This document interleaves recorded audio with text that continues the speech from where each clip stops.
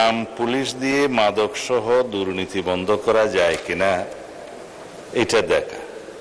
মাননীয় স্পিকার, মাদক দ্রব্য অপব্যবহার সংক্রান্ত যে আইনটা সংশোধনী গত কয়েকদিন আগে পার্লামেন্টে উত্থাপন করেছে, তার উপরে স্থায়ী কমিটিতে আলাপ আলোচনা হয়েছে।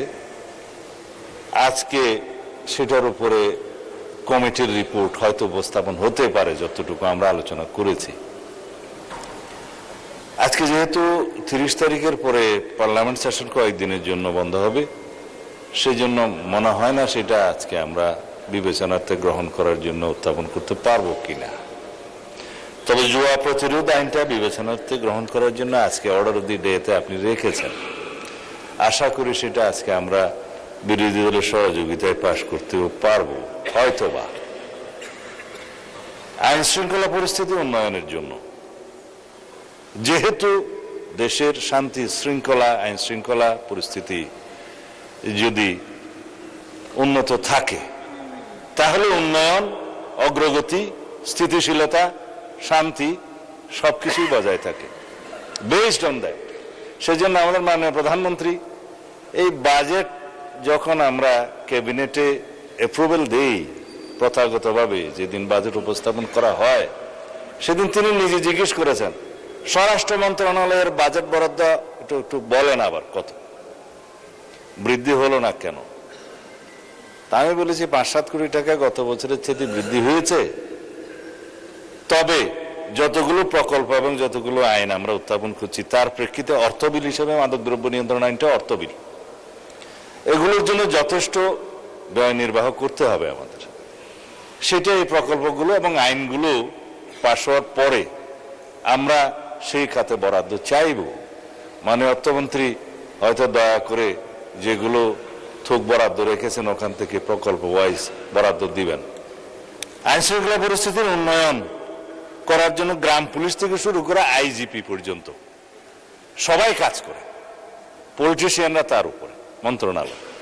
কিন্তু জনগণের প্রত্যক্ষ সহযোগিতা ছাড়া কোনো দেশে আইন শৃঙ্খলা পরিস্থিতি উন্নয়ন হয় না। সেই জন্য সামাজিক মোটিভেশন দরকার, রাজনৈতিক দলগুলো সেরকম সচেতনতা বৃদ্ধির জন্য কাজ করা দরকার। আমরা সংসদে যেভাবে সবাই আলোচনার মাধ্যমে কোঅপারেশনটা পাচ্ছি, আশা করি আপনারা সবাই সংসদের বাইরেও আইন শৃঙ্খলা পরিস্থিতি উন্নয়নের জন্য সেই কোঅপারেশনটা বজায় রাখবেন।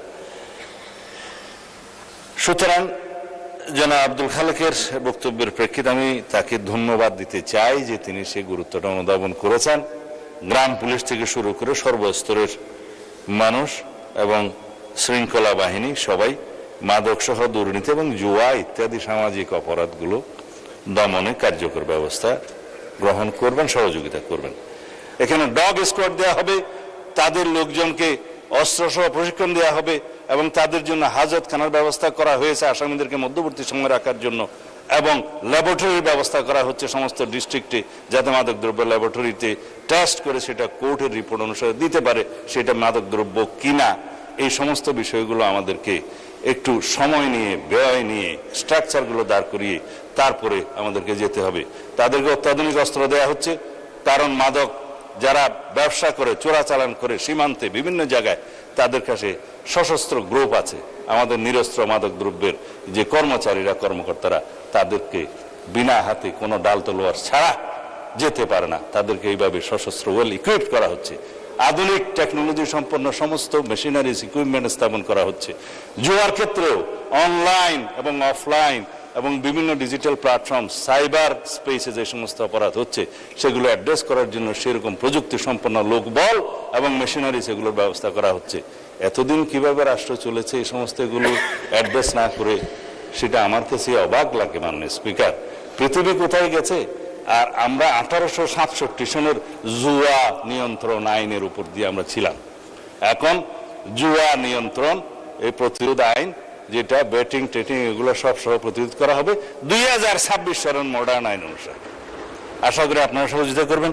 বক্তৃতাটা একটু লম্বা হয়ে গেছে মাননীয় স্পিকার। আমি এই ছাঁটাই প্রস্তাবগুলো, প্রতীকী ছাঁটাই প্রস্তাবগুলো গ্রহণ করতে পারছি না বলে দুঃখিত। মাননীয় স্পিকার, আমাদের উত্থাপিত দাবি অনুসারে দাবি নম্বর 20 আপনি দয়া করে মঞ্জুর করবেন। মাননীয় সংসদ সদস্যদের সহযোগিতা কামনা করছি।